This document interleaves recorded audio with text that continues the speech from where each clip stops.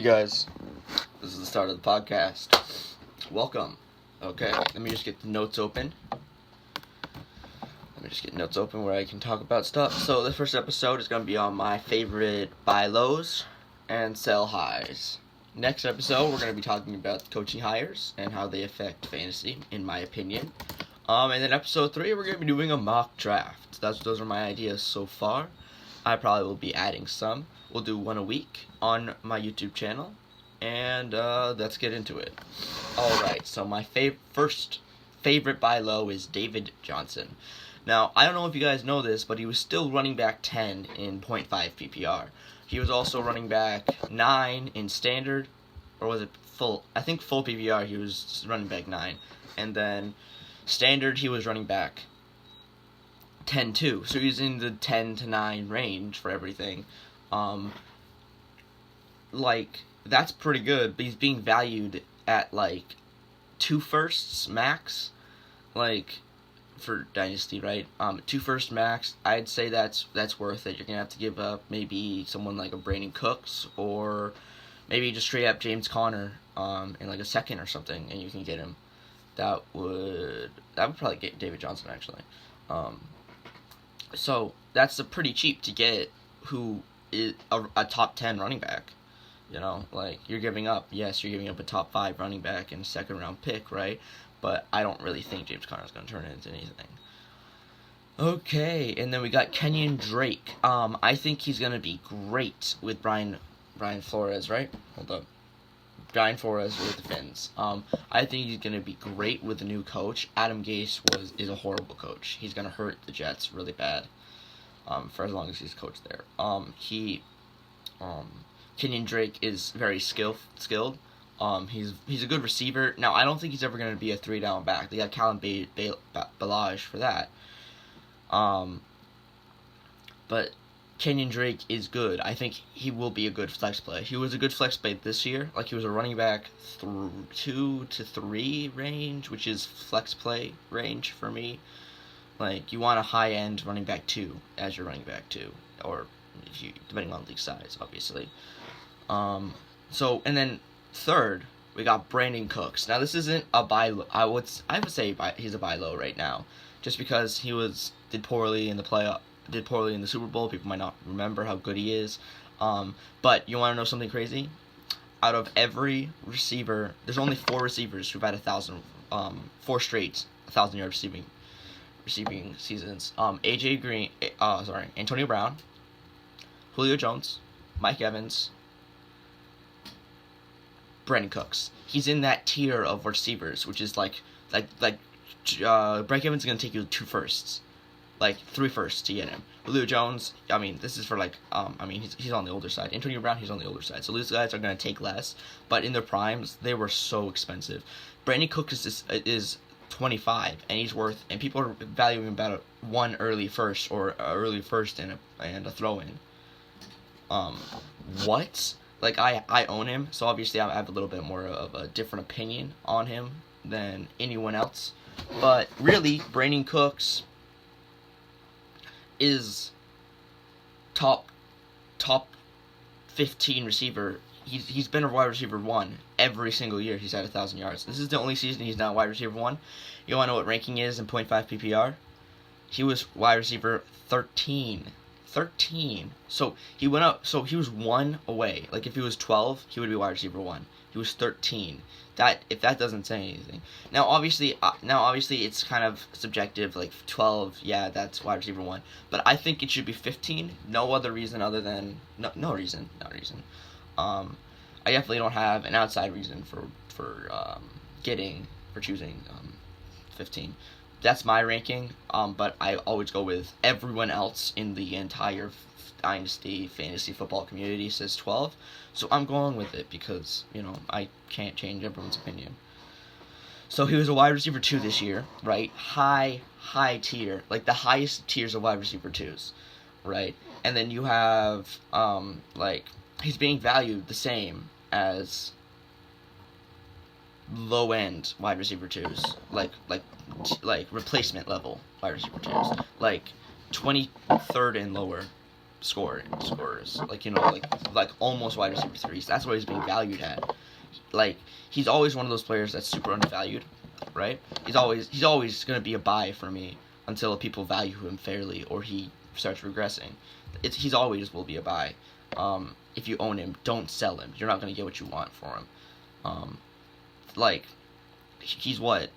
It's because I think I figured out why. It's because he's so short and small. Like he's 5'10", 190.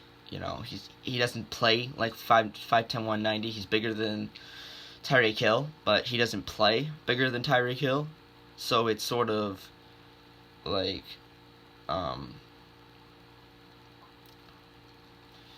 he doesn't play big. He has trouble making contested catches, right? But I think some of his missed catches were more on Jared Goff than on him. Like the wide open touchdown, that was not on him. No one in the world, maybe like DeAndre Hopkins and Antonio Brown and Julio Jones, like top 3 receivers, like the 3 best receivers are still gonna not catch that ball.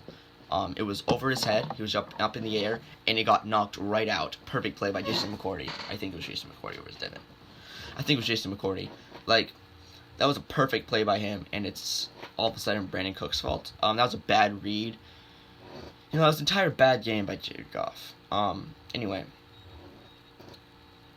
Moving on. We're going to be talking about Trey Quinn. Now, I'm higher on him than most. All over, buddy. My dog, he's fine. Don't worry about it. My other dog's in heat, and it is really stressing him out. So, anyway, you're gonna hear him a little bit here and there. I don't know if you can hear him now. Hey, I hope you guys like my new mic. Alright, anyway, so Trey Quinn. He's generic, slot receiver build, what is he, 202? I believe he's about 200 pounds. He's about 200. He's at, 5'10", 5'11", 6 foot? He's like in that range, 5'10" to 6 foot.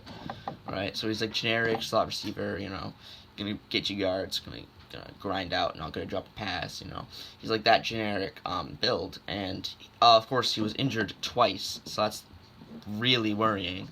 But both of them were freak injuries, like breaking your arm and tearing your ACL there's no connection between those.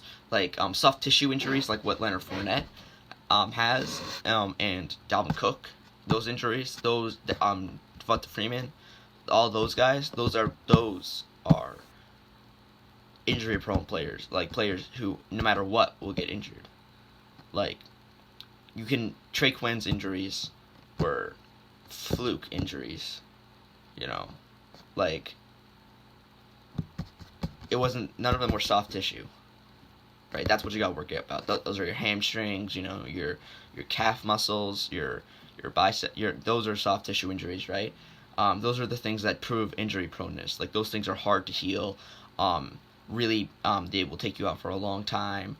If you get them once, you have a higher chance of getting injured again, unlike breaking your leg, which lowers the chances, but is 10 times painful if you get it again. Anyway, I don't think Trey Quinn's injury prone, and you'll probably be able to get him for like a 3rd round pick, right? Maybe even later, depending on the owner. I personally also have him, so I'm higher on him than most. But he's good. You're gonna be able to get him for cheap, depending on the owner. Like, you might have to pay up a 2nd round pick, but like a 3rd or later, you have like a less than 10% chance of being anything. I think Trey Quinn has a higher chance of being anything than those players, because he actually has a chance in the slot, because Jamison Crowder's out, so he pretty much just has to be the same player he was to get the slot position. Alright, moving on. We're going to go to Josh Rosen. So, he had a very comparable rookie season to Jared Goff, like, shockingly similar. The fact that the Cardinals hired offensive-minded head coach. Rams did also. The Cardinals said they're going to focus on O-line, right? That's good. We have a lot of cap space we could use, like, if Cliff Kingsbury works out, I am a Cardinals fan, so I'm a little bit higher on Cardinals players. I try to not talk about Cardinals players here. I just have David Johnson, Josh Rosen. That's my only. Okay. So Josh Rosen showed flashes of greatness. His first game, right? He was hitting players like, just like boom, boom, boom, hitting everybody. He was leading his receivers open. You guys should check out the Chad Williams almost touchdown.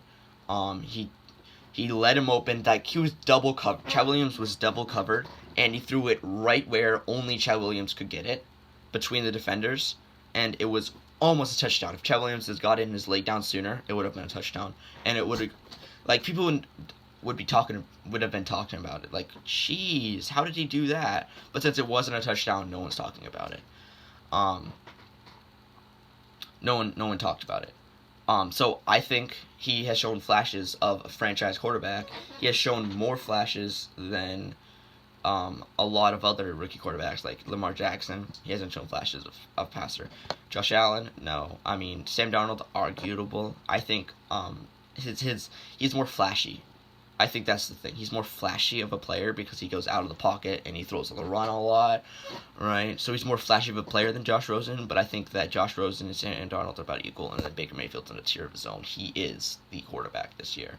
Now that might all change, obviously, like these rankings, like that's my ranking, right? Lamar Jackson's 5th, 4th is Josh Allen, 3rd Sam Darnold, and 2nd Josh Rosen, 3rd Baker Mayfield. Now you could argue Josh Rosen and Sam Darnold, obviously. I would say Sam Darnold probably deserves second, but I'd say Josh Rosen is definitely better than Lamar Jackson and Josh Allen.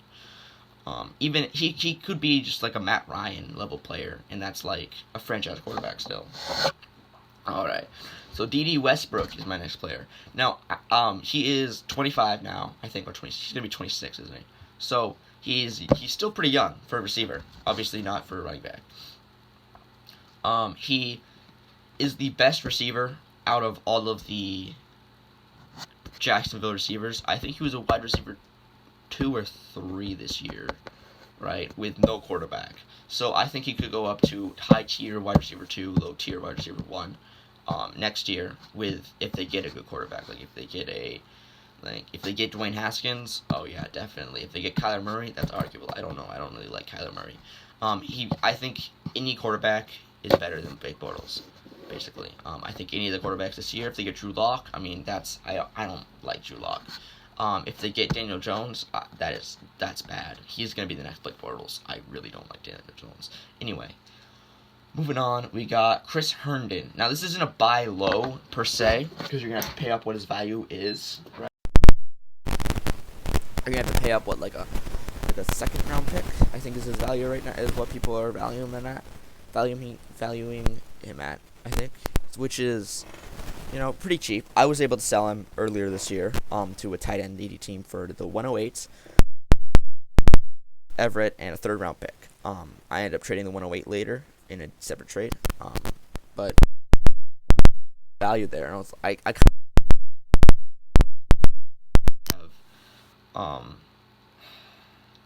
have Jonathan Smith and Ray Wilson, and I have the 109.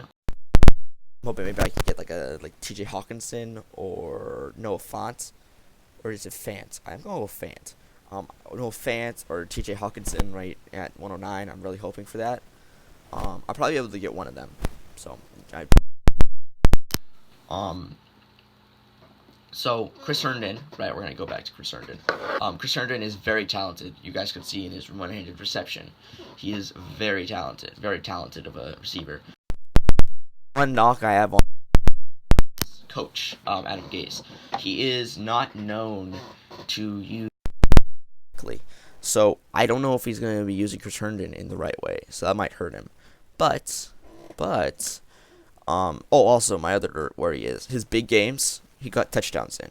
His biggest game, he got 2 touchdowns in. Every game he didn't get a touchdown in, he scored 6 points. Like, he didn't do much. When he didn't get a touchdown, which is kind of worrying of being touchdown dependent, but as a rookie you can get over that. Hopefully you can get more of a receiving threat. He can be more of a non-touchdown dependent, because those are guys I don't like on my team. I don't like touchdown dependent guys. I try to stay away from. Sometimes it's impossible. Like I have Stephon Diggs, who at the end of the season he was touchdown dependent, but he won me some games. So, but anyway, Chris Herndon's definitely one of my favorite buy lows. Nick Chubb. Nick Chubb is I think a good buy low depending on the league, depending on the owner. If you have an owner that is super high, that doesn't think that Kareem Hunt is gonna even touch any of Chubb's touches, then yeah, he's gonna cost the same, which is virtually untouchable, or like 3+ first round picks. Nick Chubb is a beast. So we know how talented Nick Chubb is, right? We know how talented Kareem Hunt is, right? So that running attack is gonna be so scary next year.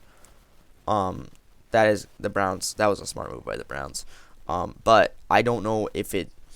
I mean, it's sort of hard because is it gonna affect Nick Chubb? I don't really think so. I think it might affect his receptions, but in standard, that doesn't really matter. He wasn't getting very many receptions anyway. He's a good running back. I think you'd probably get him for like 2 firsts or 1.5 firsts. If the owner is worried about Kareem Hunt touching into his touches. Obviously, I don't think that's much of a worry right now. I think it's more of a worry about just the entire team regressing next year. Obviously, I doubt it, but it's always a worry. It's always a worry that a team will regress. So then we got Aaron Jones, right? I think he's a good buy low. He was on IR at the end of the season, so you might have a league. Sorry, guys. Oh, you might have a person who's worried about injury proneness. You might have someone who's worried about the entire his job on the Packers. You might be worried about him not being good, right? But I really think that Aaron Jones is worth about 1.5 first, maybe. Sorry, you guys. I'm sorry, I'm fidgeting right now. I think he's worth about a first and a player, but not like a top tier player, but like you can figure out what player you want to give up, but I would not give up more than like someone who's worth like a second, so it would be a first and a second to me. For Aaron Jones, that might be a little bit much to you, as a buy low, but I really think that he is very talented. He's good in pass pro. He is definitely a buy to me. He's really good actually. He's good. He's pretty efficient. He is a good receiver. I mean, he's not like top tier, but he's good enough. I think with the Packers' new Matt LaFleur coach, I think with that Matt LaFleur, he might be able to use Aaron Jones correctly. So you're gonna be able to get something good. And then 10th is Jordan Howard. Now this is probably going to be the cheapest one because even earlier this year, you're selling for a second. So you could probably get him for less than a second round pick, because he really didn't do much. He was still a running back 2 or a running back 3, I think. He was no matter what, he was a good flex play. I think he was in the 30s actually, so that'll be running back 2. He's good. He's still a good flex play no matter what. Like, even though he had a bad season, right? And he's gonna. Personally, I think they'll trade him away. Now, obviously, if they don't do that, you're going to be kind of screwed if you trade for him before then, thinking they're going to trade him away. But if they do trade him away to a team, I think he'll be used better as a power back. Now, obviously, I don't think you should give up like 2 firsts or whatever. So, obviously, all these buy loads are going to depend on your league. Some of them are going to be kind of more expensive. Like David Johnson's probably going to cost you like 2 firsts, but I really think it's worth it. But Jordan Howard is probably going to be Nick Chubb might cost you a little bit more. Jordan Howard, I think, is a good buy low. Now obviously he's going to have another year with Matt Nagy's scheme. He's going to have another year under his. He's going to have. Obviously Tariq Cohen is the running back there. Like he is the one when they win, he does well. Like he is the person when they win. Who they want to give the ball to all the time for them to win. I think he's a top 10 running back in the NFL. Because if they don't give him the ball that much, they lose. If they give him the ball a ton, they win. So, or get really close, like the Giants game. He was insane that game. Anyway, so and then we're gonna go to sell highs. Now my first sell high. All right.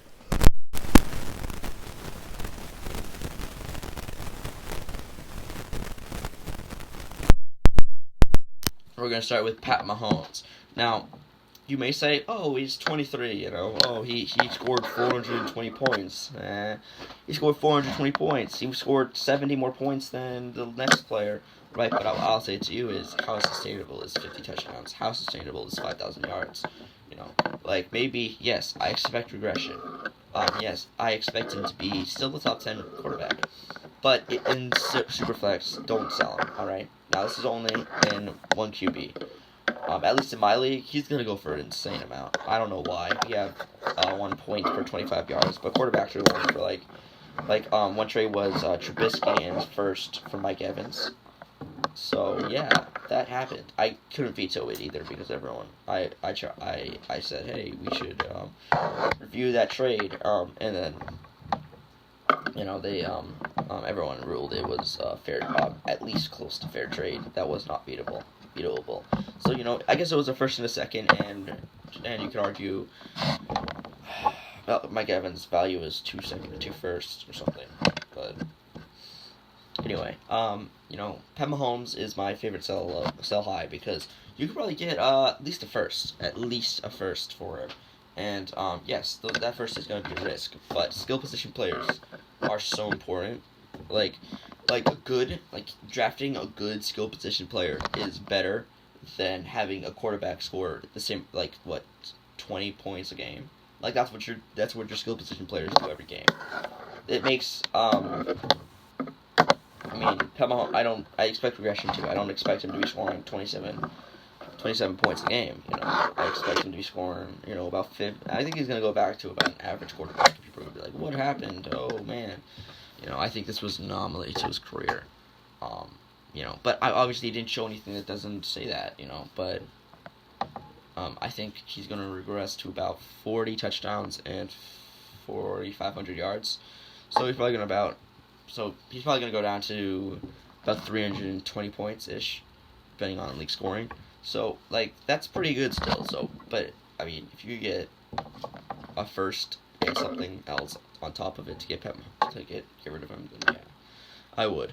But if you're in Superflex, or 2 QB leagues, no, keep him. He is your quarterback. No matter what you get, even, the only player I consider is Saquon Barkley, and something else, because Pat Mahomes in Superflex and 2 QB is too valuable. Alright, moving on. My second sell high is Alvin Kamara. Alright, so basically, he was running back 4.5 PPR. So, he was top tier. He was top tier right back. He was gonna win you games. Gonna score you 20 points a game. I'm gonna be consistent. I don't think he will do the same thing without Mark Ingram. Everyone's saying, oh, when they lose Mark Ingram, Alvin Kamara is going to be the 3 down back, and he's going to be scoring. He's going to be the running back 1. He's going to be the running back, right? I don't personally see it. I see either they re-sign Mark Ingram for a cheap-ish deal, because that's the only team he's ever been really successful on, right?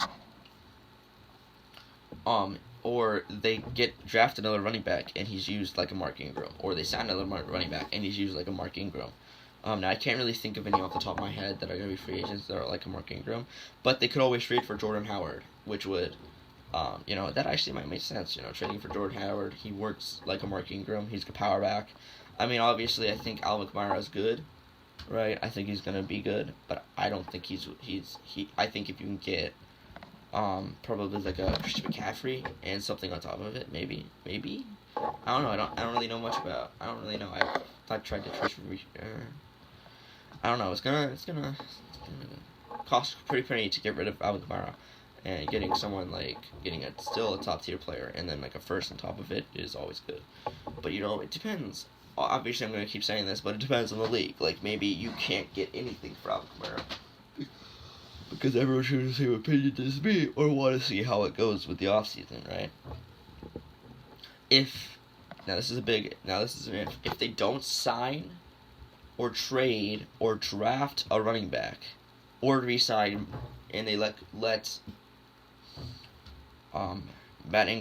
Mark Ingram go, I think he's going to be a good running back. I think he's going to be a top tier running back, right? But those are 3 ifs. If they don't re-sign Mark Ingram, if they don't sign one, period, if they don't trade for one, if they don't draft one, like all these ifs, obviously, like there's some like I just don't think I mean obviously he's good, but I don't know if everyone's valuing him as if he's going to be the 3 down back. He's not going to split any carries at all. He's not going to do any of that. But it's like, is he going? And then the question is he going to be able to do it anyway? He's only 215 pounds. He's on the smaller side. Is he going to be able to withstand all these hits? But I think that's a minor thing. But So anyway, we're going to move on to James Conner. Now, personally, this might sound crazy to a bunch of you, but I think that that James Conner is not good. Like, obviously he's good, but I think he's a jag. I think he's average in all categories, but he's still just a guy. He is not explosive. He's not as explosive as Le'Veon Bell. He's not as good a receiver as Jalen Samuels. He's not as good. He's not as versatile as Jalen Samuels. I think Jalen Samuels is going to become the next. He's going to become. Ooh, you know what? Okay, I forgot to say something for David Johnson. You know who the running back coach is now? James Saxon. And you know who he was for? Where he coached before? Pittsburgh Steelers. He has had some of the most successful. I think he's coached for 15 years. Running back coach for 15 years. He's had 14 Pro Bowlers. So that's also good for David Johnson. I'm going back to James Conner. James Conner is good, right? But I think that them hiring his Jalen Samuels' ex-position coach from college as the running back coach really says something about what they feel about Jalen Samuels. Now this is a big if. This is huge. He has to play well. But I think they might start Jalen Samuels as the running back, or at least make him a more versatile running back and play him out wide, maybe like play him at receiver sometimes, play him at tight end maybe a little bit, play him at running back. Like, he's really versatile, and I don't really feel the same about James Conner. I think you're gonna expect some regression with Jalen Samuels eating into his.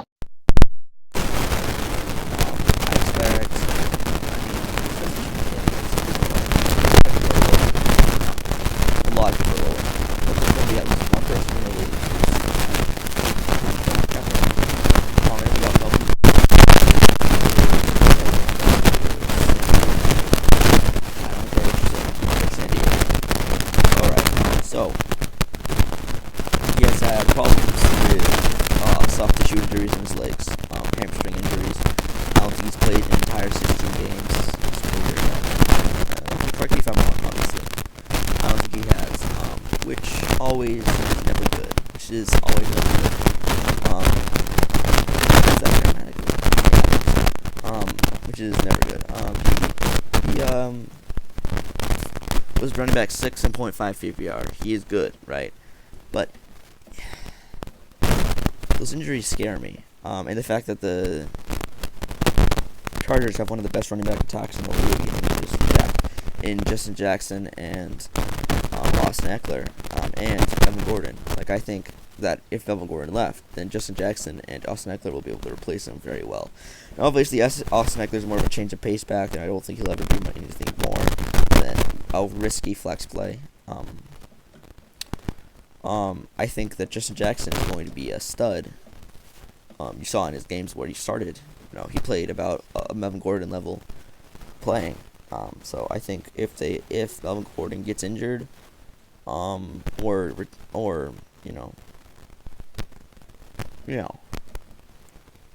all right, moving on. I don't know. Melvin Gordon gets injured. Justin Jackson replaces him. Boom. They never look back. Okay. Devontae Adams. He had an obscene amount of targets this year. He was the receiver on the team. He wasn't like, it's not like, oh, he's,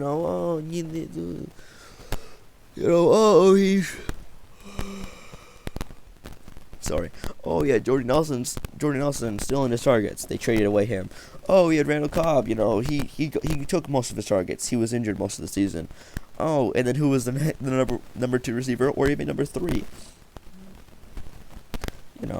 Like, what was it, Marquez Valdes-Scantling, and what was it, Trevor Knight or whatever? I don't remember. It was something like that. Like what? Geronimo Allison, right? What? Like what? Who are those players? Sorry guys. Well, I'm really sorry, guys. I'm really sorry. It's like, how many targets is he going to get next year? Like, he was a target hog. He got like 10 targets per game, right? He was used very heavily. How sustainable is that? Like, I think, and you're going to be able to get top receiver money. You're going to be able to get what you can get for like close to DeAndre Hopkins. Maybe you could be able to get DeAndre Hopkins for Devontae Adams in like a second or a first, depending on the owner. And like, you got to do that. Like, DeAndre Hopkins has shown he's very consistent. He's consistently going to be the wide receiver 1 for like the next like at least 6 years. All right. So I think if you can get that trade going, definitely do it. I don't believe Devontae Adams is going to be the same player next year. All right, moving on, we got Amari Cooper. Amari Cooper, I don't know why he's being valued so high. He isn't any more consistent than he was on the Raiders. All he is had 2 better games and then nothingness. Like, everyone's acting, oh, he's a changed man now. He just needed to change the scenery, and now he's a stud. He's the same player. He is the same exact player. He doesn't have any help on the Cowboys. It's not a different situation than he was on the Raiders. He's not a better player than he was on the Raiders. He's the same player. He is the same inconsistent someone you don't want, but he's being valued heavily. Like, he's being valued as a wide receiver 1. He's being valued about 2 first-round picks, to 3 first-round picks. He's being valued as a top wide receiver. And everyone's acting like, oh, he's on the Cowboys now. Oh, he's so much better now. He's so much more consistent, right? No, he only had 2 good games. Yes, those games were insanely good, but still only 2. I think he's worth trading for pretty much at least 2 firsts, right? You're gonna want to try to get as many firsts for next year over this year, because I don't really think. I think after 104, the picks are worth very little, minus tight ends. All right, so Amari Cooper is, I think, a good sell high. Kenny Golladay, everyone's valuing him higher than what they're valuing Brandon Cooks at. They're like, oh, he's worth at least 2 firsts, right?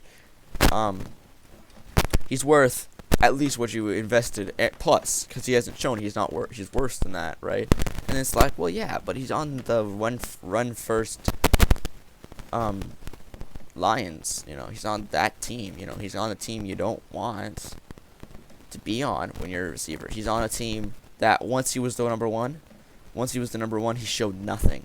He showed nothing once he was the number 1. He is never going to be a number 1. He's already 25 too. He hasn't shown he's good enough to be a number 1. Like, I don't know what people are saying, like, oh, he's a beast, and everyone's acting like he didn't not. Oh man, wording is so hard, yo. I'm sorry about any noises. I'm trying to switch it, I have to do that. So I really don't think he's gonna be really anything. And if you can get like 3 firsts for him or something, you gotta take that deal. You gotta take it. And then Eric Ebron is my 8th player for sell highs. I have 10 sell highs, 10 buy lows. All right.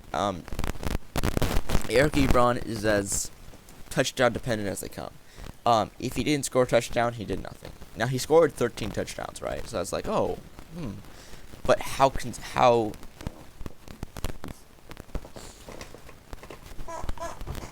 how sustainable is 13 touchdowns? How sustainable is a touchdown every single week? It's not sustainable. It's sustainable. You know, like especially with who's his name? The other tight end coming back. Oh crap, Jack Doyle. With Jack Doyle coming back, you know, he's gonna be taking away a lot of his red zone targets. He's gonna be nothing. He's like he finished as like wide receiver 10 or something. You know, oh that sounds really good, right? And you realize, wait, if he didn't score a touchdown, he did nothing. So if you own him, I think you should sell him. If you don't own him, do not trade for him. He is not worth it. All right, and then he just is, you know, as I said earlier, touchdown dependent guys are who I try to stay away from. They're the number one thing that is not sustainable is touchdowns. You can't guarantee how many touchdowns someone's going to get. Like next year, oh, Christian McCaffrey only scored 7 touchdowns this year. What's he going to do next year? Next year he scores 30. You know what? You can't predict touchdowns. Touchdowns are sort of just there.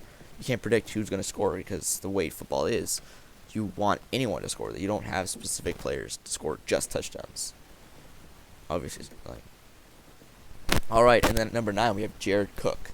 Now this might sound weird, but he was, I think, wide receiver top 10 tight end. All right, he's top 10 tight end this year, but he's 32 and on the Raiders. And I feel like the Raiders are the last team I want anyone on. I don't want anyone on the Raiders. I don't want that. No, it's not worth it. You know, and then Jared Cook is pretty touchdown dependent. He pretty much scored just touchdowns and then got some yards. Yes, he is also 32, so you can expect period regression. Like period, he's going to regress. I switched that out. So he is.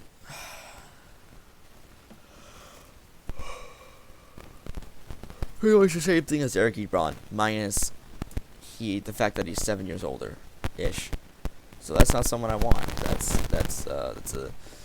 You might be able to get a first round pick for him. So that's always, you know, you got to get as many firsts as you can sometimes. You know, I think if you can get a first for him, then go do it. If you can't get a first for him, I keep him for a year.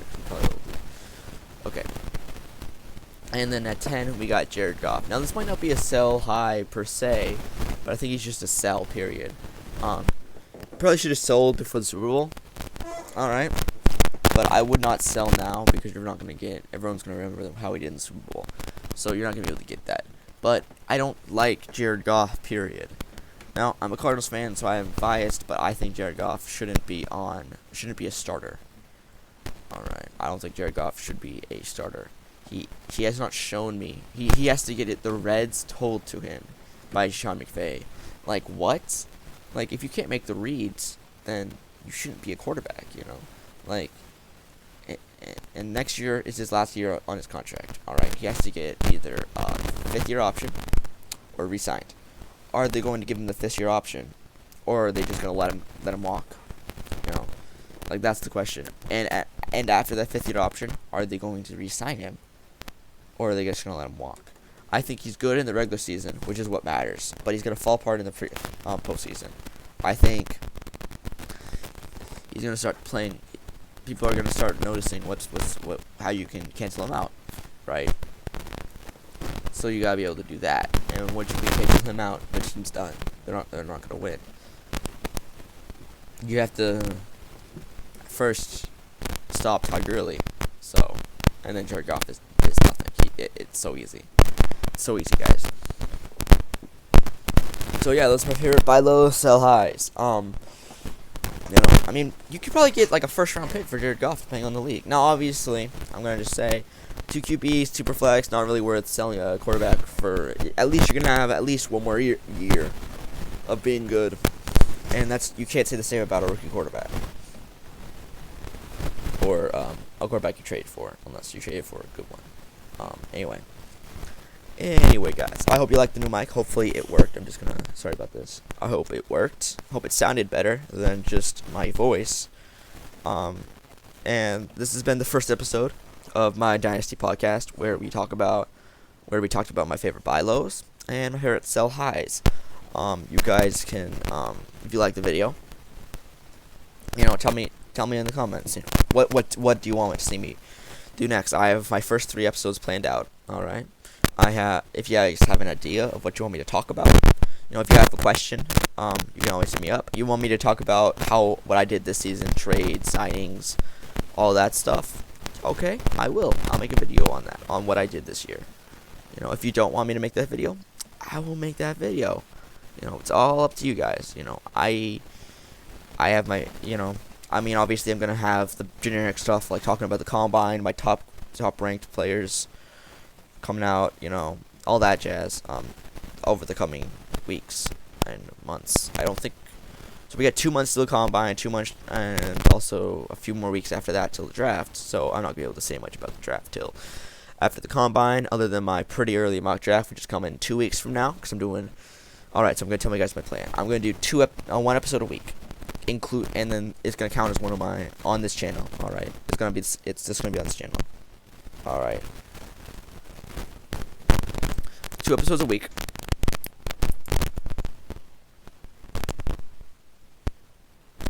Sorry, guys.